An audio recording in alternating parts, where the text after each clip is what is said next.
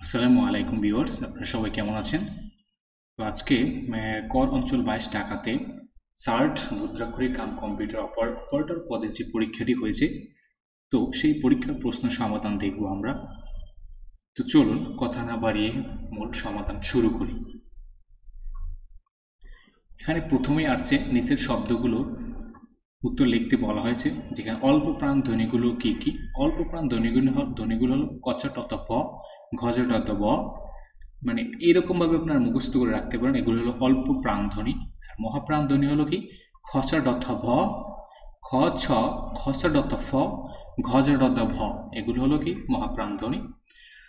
উষ্মযুক্ত যুক্ত বর্ণটি ভেঙলে কি হয়?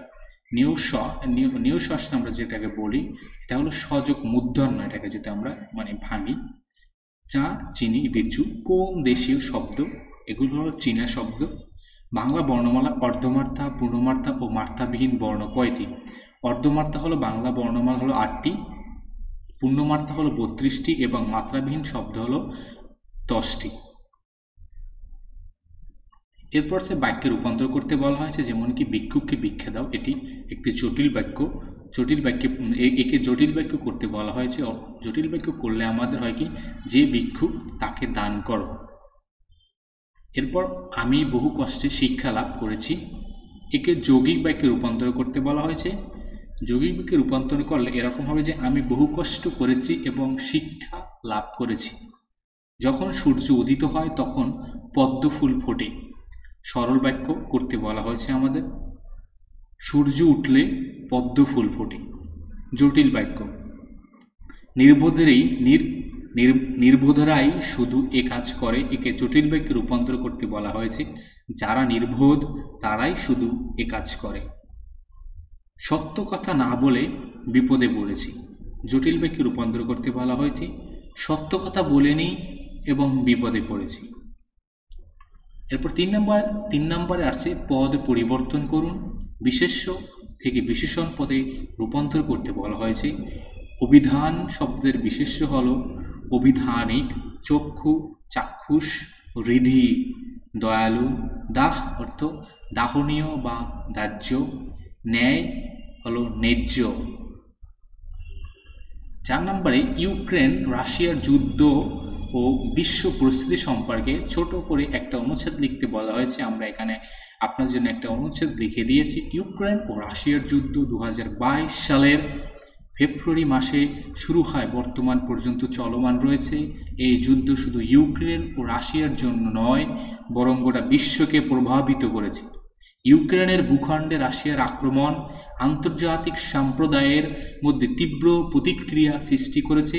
পশ্চিমা দেশগুলো, বিশেষত ন্যাটো সদস্যরা ইউক্রেনকে সামরিক ও আর্থিক সহায়তা প্রদান করছে। তো বাকিটা আপনারা দেখে নেবেন। এরপর কিছু ফিল ইন দ্য ব্ল্যাঙ্কস আছে। I have read the book that হবে এখানে you lent me. Dash man standing in front of you is the doctor, এখানে হবে the man standing in front of you is a doctor. Like her brother, she is also an heiress of this property. This is a unique opportunity. He is holding an honorary post. এরপর translation করতে বলা হয়েছে আমাদের, সে 1 সপ্তাহ যাবত অসুস্থ। He has been ill for a week. কখনো অপরের নিন্দা করো না, never speak ill of others. বাক্যটি কেটে দাও, পেন থ্রু দ্য লাইন। সে সাঁতার দিয়ে নদী পার হলো, she swam across the river. স্বদেশ প্রীতি একটি মহৎ গুণ, প্যাট্রিয়টিজম ইজ গ্রেট ভার্চু। এরপর কিছু ওয়ার্ডের বাংলা মিনিং করতে বলা হয়েছে আমাদেরকে 7 নম্বর প্রশ্নে। অ্যালার্মিং উদ্বেগজনক, ডিফেন্ড প্রতিরোধ করা, জেনোসিড অর্থ কি গণহত্যা, অ্যাসেম্বলি সমাবেশ, হিউমিডিটি অর্থ আর্দ্রতা। স্মার্ট বাংলাদেশ সম্পর্কে একটা প্যারাগ্রাফ লিখতে বলা হয়েছে। এই প্যারাগ্রাফটা আপনারা যারা 17 থেকে 20 গ্রেডের প্রিপারেশন নিতেছেন জব এক্সামের, আমি বলবো আপনারা এটাকে মুখস্থ করে রাখতে পারেন। কেননা বর্তমান পরীক্ষায় যদি 90% 100% পরীক্ষার ভিতরে 60-70% এই সেম প্যারাগ্রাফটাই আসে। আপনি যদি বিগত রিসেন্ট এই মাসের যদি আপনারা এটা দেখেন, তবে এখানে দেখবেন কিন্তু ওভারঅল প্রায় 8-10টাতে কিন্তু এক্সামে কিন্তু সেম এই রকমেরই আসে। তো এটা আপনারা ভালো করে মুখস্থ করে নিতে পারেন।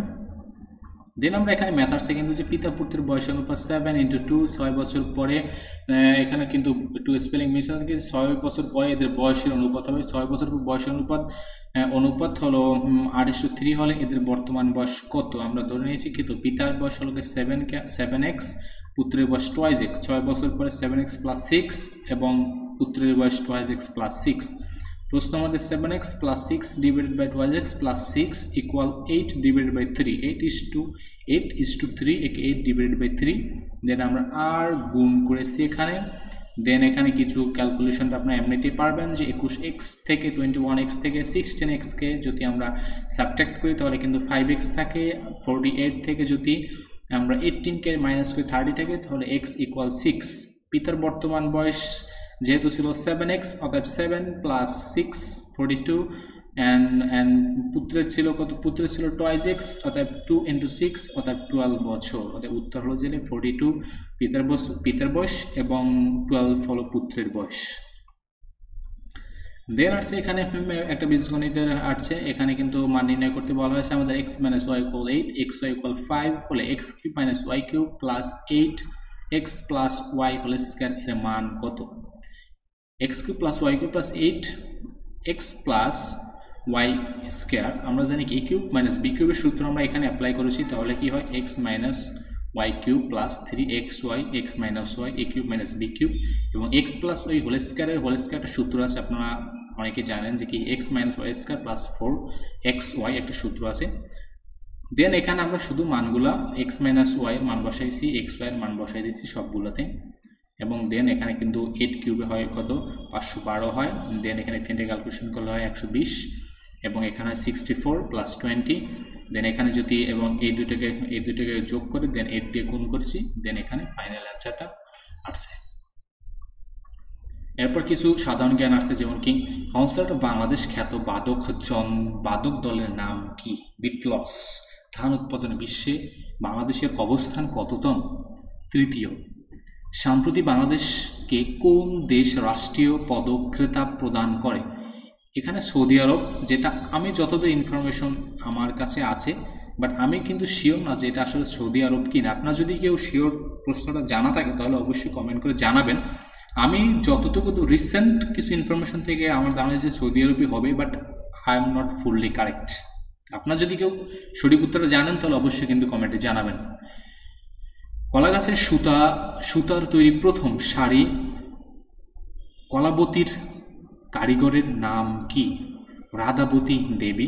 কত সালের মধ্যে স্মার্ট বাংলাদেশ গড়ে তোলার ঘোষণা দেওয়া হয়? 2041 সাল। পদ্মা বহুমুখী সেতু উদ্বোধন করা হয় কত তারিখে? 2022 সালের 25 জুন। চলন বিলের মধ্য দিয়ে কোন নদী প্রবাহিত হয়েছে? আত্রাই নদী। বাংলাদেশের প্রথম ডিজিটাল জেলা কোনটি? সেটা হলো যশোর। উয়েফা ইউরোকাপ কোন দেশে অনুষ্ঠিত হচ্ছে? এটা হলো জার্মানি। চতুর্থ দেশ হিসাবে চাঁদে সফলভাবে মহাকাশে যান পাঠায় কোন দেশ? তা হলো ভারত। বিশ্বের প্রথম ফুসফুস হিসেবে পরিচিত কোন অঞ্চল? আমাজন। প্রথম ফুটবলার হিসেবে 200টি আন্তর্জাতিক ম্যাচ খেলেছেন কে? রোনাল্ডো। সুয়েজ খাল কোথায় অবস্থিত? মিশর। IMO এর পুনরূপ হলো ইন্টারন্যাশনাল ম্যারিটাইম অর্গানাইজেশন। বিশ্বের প্রথম ডিজিটাল মুদ্রা চালুকারী দেশ কোনটি?